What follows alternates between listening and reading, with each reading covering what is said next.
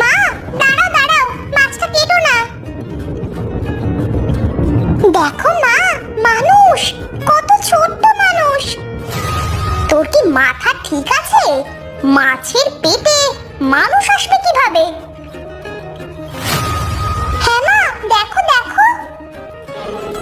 ও মা, এত ছোট মানুষ!